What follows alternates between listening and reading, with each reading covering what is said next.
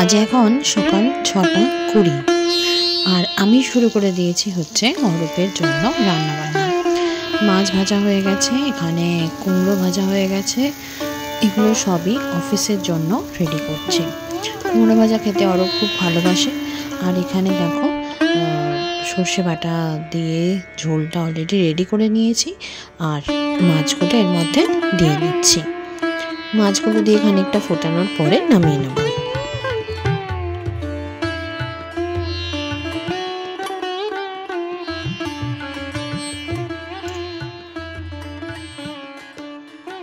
এখানে অরূপের lunch pack করা আমার almost done. Good morning everyone. Welcome back to another new vlog in Uncut Lifestyle. আজকে হচ্ছে রামনবমী শুভেচ্ছা সবাইকে জানাচ্ছি। আর আজকে রামনবমী উপলক্ষে রানীর স্কুল ছুটি। তো সকাল সকাল রানী উঠে পড়েছে, আমাদের চা আর দুধ খাওয়া কমপ্লিট। এবার আমরা একটু পড়াশোনা করব, তারপর অন্য কিছু করব। চলো তোমাদের আজকে আমার বাগানটা ঘুরিয়ে দেখাই তোমাদের কি ফুল আমার আজকে বাগানে আলো করে রয়েছে। জবা আজকাল খুব ভালো ফুটছে, অনেকগুলো করে, বেশ সুন্দর লাগছে। এই তো নয়নতারাটা আমার খুব পছন্দের একটা ফুল, আর মানে এর কালারটা ভীষণ পছন্দ। আর এখানেও ছোট্ট একটা টমেটো আমার বাগানে হয়ে রয়েছে। অ্যাজ ইউজুয়াল অরূপের ছুটি নেই, অরূপ চলে গেছে অফিসে, ওর জন্য রান্নাবান্না সকালবেলা করে পাঠিয়ে দিয়েছি। বিছানাটা সুন্দরভাবে গোছানো থাকলে ঘরটাই একদম অন্যরকম দেখতে হয়ে যায়। আজকের ব্রেকফাস্টে আমি আর রানী দুজনেই নিয়েছি হচ্ছে ম্যাগি। দুপুরবেলা ঠাকুরের জল আর মিষ্টি দেওয়া হয়ে গেল, পুজোটাও কমপ্লিট করে নিয়েছি। আর ঠাকুর ঘরে যত ফুল তোমরা দেখতে পাচ্ছ সব কিন্তু আমার বাগানের ফুল। এখানে লাঞ্চে এসে গেছি। লাঞ্চে তো মেনু ছিল এটাই। আর দুপুরবেলা খেতে খেতে আমি আর রানী দুজনেই একটু টিভি চালাই। আর টিভিতে কার্টুন বলতে আমাদের গোপাল, নাট বল্টু এগুলো চালাতে থাকে। রানী সুন্দর বসার জায়গা হয়েছে, পুরো খাট খালি, খাট ছেড়ে সুন্দর খাটের মাথায় উঠে বসার জায়গা হয়েছে। দুটো টেডিকে নিয়ে, একটা ভীম আর একটা টেডিকে নিয়ে এখন খাটের মাথায় উঠে নাচ শুরু করেছে।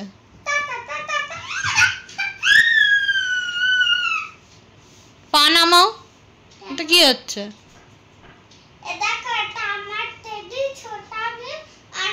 ছোটা ভীম আর টেডির মধ্যে কি হচ্ছে? বন্ধুত্ব হচ্ছে না যুদ্ধ হচ্ছে? কোনটা যুদ্ধ হচ্ছে? গেল দুটোই 12টা বেজে গেল, দুটোই 12টা বেজে গেল।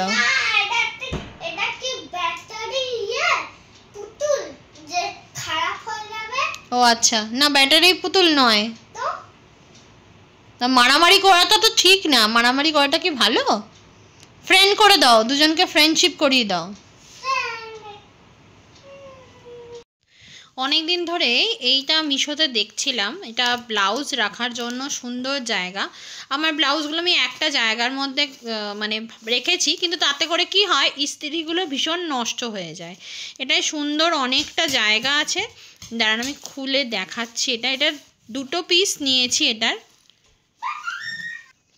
এই যে এখানে সুন্দর জায়গা রয়েছে, বেশ অনেকগুলো, অন্তত মানে এতটা জায়গা রয়েছে, অন্তত 9 করে 7 থেকে 10খানা ব্লাউজ তো আরামসে ঢুকে যাবে। হ্যাঁ, এটা খুব ভালো।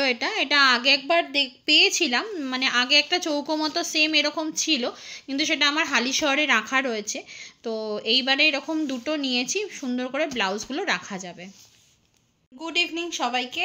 একটু বেরোচ্ছি, সামনে গ্রসারি শপটায় যাব, কারণ সকালে কতগুলো জিনিস আনার কথা ছিল। স্পেন্সারে ভেবেছিলাম অর্ডার করে দেবো, বাড়ি এসে দিয়ে যাবে, তো একদম ভুলে মেরে দিয়েছি। তো এখন না আনলেই নয়, তো এখন যাচ্ছি আনতে। তো আমি গেলে তো ও যাবেই, তো দুজনে মিলেই বেরোচ্ছি হচ্ছে জিনিসগুলো আনতে। বাইরে দোকানে গেছিলাম, দোকান থেকে মার্শমেলো একটুখানি বার কর, আগে একটুখানি বার করো, বার করে খেয়ে দেখো। এই মার্শমেলো নিয়ে এসছে, একটুখানি বার করো। হ্যাঁ, ওটা বার করো, একটু টানো, কামড়ে টানো। হ্যাঁ, খেয়ে দেখো।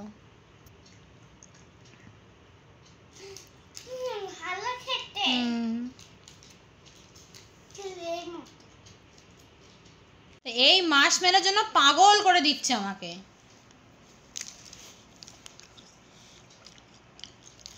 ভালো কেমন যেন ভালো। হ্যাঁ রাত্রিবেলা বানাতে চলে এলাম হচ্ছে পাস্তা। পাস্তা বেশ আমার ভালোই লাগে।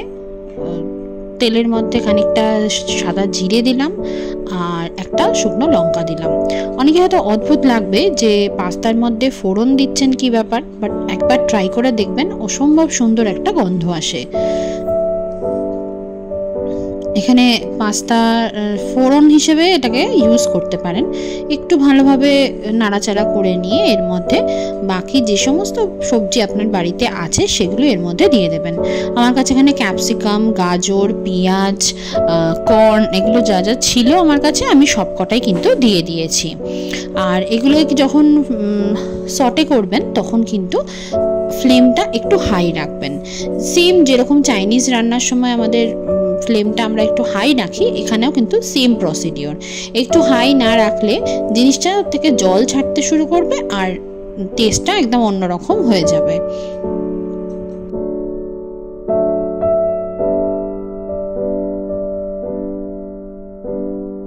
এবার এর মধ্যে খানিকটা দিয়ে দেবো হচ্ছে নুন, আর ভালোভাবে সটে করা সবজিগুলো আরও একবার নাড়িয়ে নেব।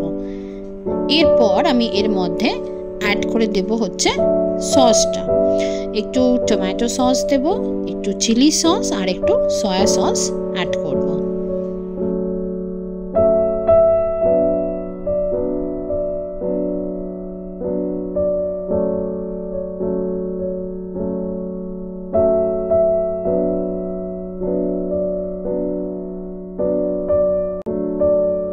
সস দিয়ে সবজিগুলোকে ভালোভাবে একবার নাড়িয়ে নিয়ে এর মধ্যে সিদ্ধ করে রাখা পাস্তাগুলো কিন্তু দিয়ে দিচ্ছি।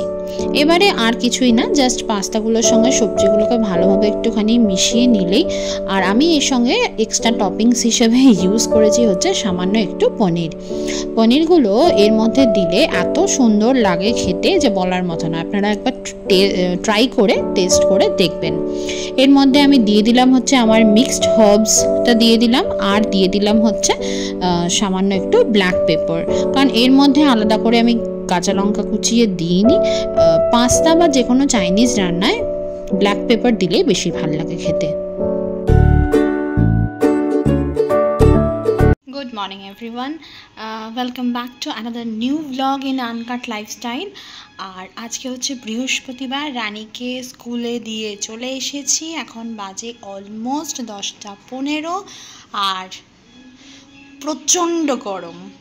এত গরম মানে দুর্গাপুরে জাস্ট টিকতে পারছি না।